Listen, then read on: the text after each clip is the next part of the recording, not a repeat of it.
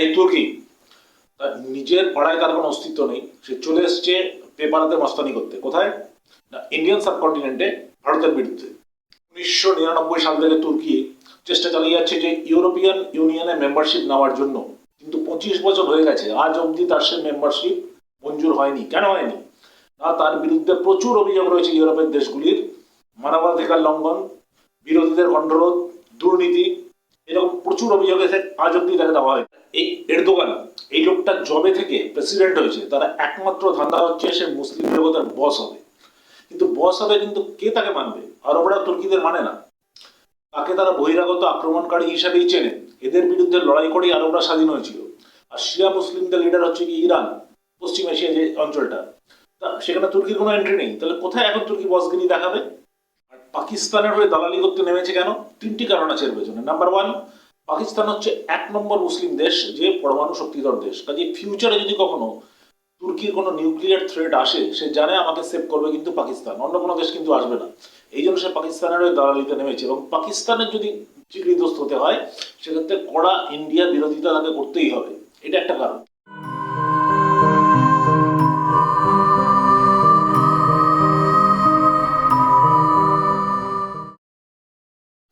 Hello friends, সম্প্রতি পহেলগাঁওয়ে tourist হত্যা এবং তার প্রতিবাদে ভারতের পাকিস্তানকে আক্রমণ, টেরর ক্যাম্প গুড়িয়ে দেওয়া, এই নিয়ে রাজ্য রাজনীতি, দেশ, জিওপলিটিক্স সরগরম ছিল। এখন কে জিতেছে কে হেরেছে এই নিয়ে এই ভিডিও নয়, সেই নিয়ে পরে আরেকটি ভিডিও করা যাবে। কেন যুদ্ধ থামলো তাই নিয়ে ভিডিও পরে করা যাবে। পরস্পর বিরোধী নানা তথ্য এসছে সোশ্যাল মিডিয়াতে, ইলেকট্রনিক মিডিয়াতে। পাকিস্তান দাবি করছে তারা নাকি জিতে গেছে, যদিও বিদেশি মাধ্যমগুলি দেখাচ্ছে যে ভারত তার টেরর ক্যাম্পগুলোকে গুড়িয়ে দিতে পেরেছে, যেগুলো পাকিস্তানের মধ্যে ছিল। এখানে কিন্তু আমি যুদ্ধ নিয়ে বলতে আসিনি, এখানে বলতে এসেছি একটি অবাঞ্ছিত লোক, একটি অবাঞ্ছিত পক্ষ কিন্তু এখানে পাকিস্তানের হয়ে দাঁড়িয়েছে এবং ভারতের বিরুদ্ধে আক্রমণ করেছে। তার নাম হচ্ছে কি তুর্কি, যার প্রেসিডেন্ট হচ্ছে কি এরদোগান। এখন এরদোগান তুর্কির আগে যাওয়ার আগে একটু তুর্কির ইতিহাসটা বলে দিই, মন দিয়ে ভিডিওটি শুনবেন, স্কিপ করবেন না। অতীতে যে বিশাল অটোমান সাম্রাজ্য ছিল, যারা 600 বছর ধরে 3টি মহাদেশ জুড়ে নিজেদের সাম্রাজ্য চালিয়েছিল, সেটা হচ্ছে তুর্কিরই। তুরস্ক বানিয়ে নিয়েছিল সে বিশাল অটোমান সাম্রাজ্য, এবং কালের নিয়মে আস্তে আস্তে ক্ষয় হতে হতে প্রথম বিশ্বযুদ্ধের পরে এই অটোমান সাম্রাজ্য একদম ধ্বংস বিলীন হয়ে যায়। কেন হয় না? তুর্কি সেই যুদ্ধে, প্রথম বিশ্বযুদ্ধে জার্মানির পক্ষে দাঁড়িয়েছিল এবং জার্মান পক্ষের পরাজয় হয়, সবাই জানেন। এবং প্রথম বিশ্বযুদ্ধ শেষ হওয়ার পরেই তুর্কির অস্তিত্ব সংকটের মুখে এসে যায়। কেন? ব্রিটেন তুরস্কের একদিক দখল করে নেয়, ফ্রান্স আরেক দিক দখল করে নেয়, এবং এদের চিরশত্রু, তুরস্কের চিরশত্রু গ্রিস, যার সঙ্গে সেই কয়েক শতক ধরে তাদের লড়াই চলছে, সে গ্রিস বাকি অংশগুলি দখল করতে শুরু করে। সঙ্গে ছিল আরেক নতুন উঠে আসা শক্তি ওই অঞ্চলে, ইটালি। এবার এই চার শক্তি মিলে তুরস্কের মোর দ্যান 50% জমি দখল করে নিয়েছিল, এবং ব্রিটেন ফ্রান্স মিলে ঠিক করেছিল যে তুরস্ককে 2 ভাগে ভাগ করে দেওয়া হবে।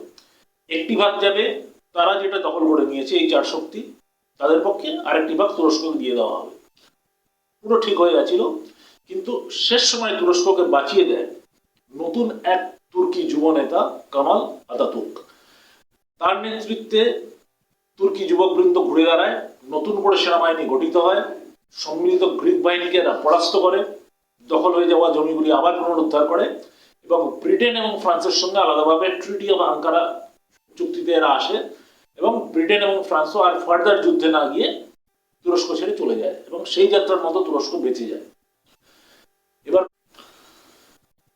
কামাল আতাতুর্ক ক্ষমতায় এসে আগাগোড়া খোল মরিচে বদলে দেন তুরস্কের। দীর্ঘদিন ধরে যা চলে আসছিল তুরস্কে, তার অবসান হয়।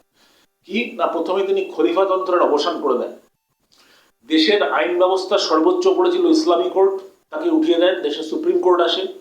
শিক্ষা ব্যবস্থায় আমূল পরিবর্তন ঘটান, ইউরোপীয় ধাঁচে শিক্ষা ব্যবস্থা, মডার্ন শিক্ষা ব্যবস্থা তিনি ব্যবস্থা করেন, ভূমি সংস্কার করেন, মেয়েদের শিক্ষা এবং ভোটদানের অধিকারকে তিনি দেন, এবং দেশকে সেকুলার ঘোষণা করেন।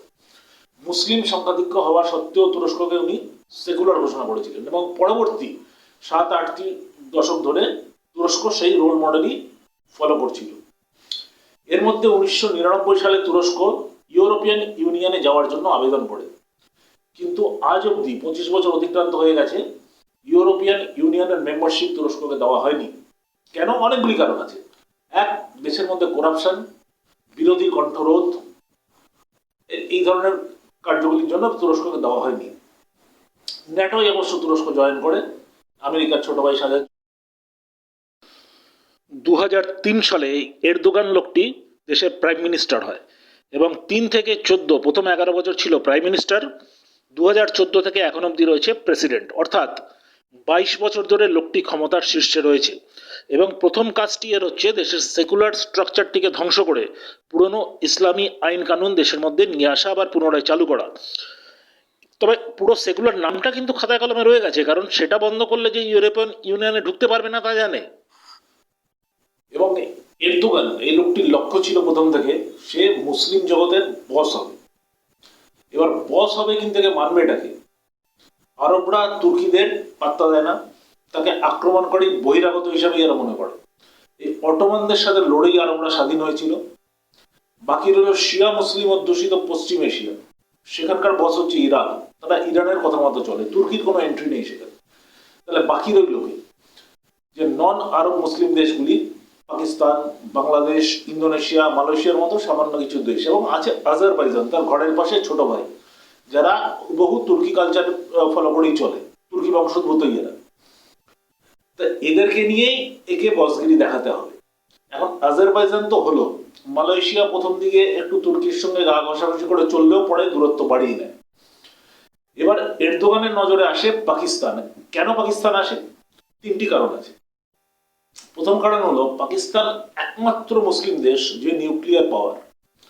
এতে সুবিধাটা কি তুর্কির, যে ফিউচারে যদি তার কোনো নিউক্লিয়ার থ্রেট আসে অন্য কোনো দেশ থেকে, তাহলে সে কিন্তু পাকিস্তানের সাহায্য পেতে পারবে, এবং শুধুমাত্র ধর্মের কারণে। যতই ন্যাটোয় যাক বা ফিউচারে যদি ইউরোপিয়ান ইউনিয়নে ঢুকেও পড়ে, কোনো ইউরোপিয়ান দেশ তাকে সেই ছাতা দেবে না, যেটা সে পাকিস্তান থেকে পেতে পারে, এটা সে জানে।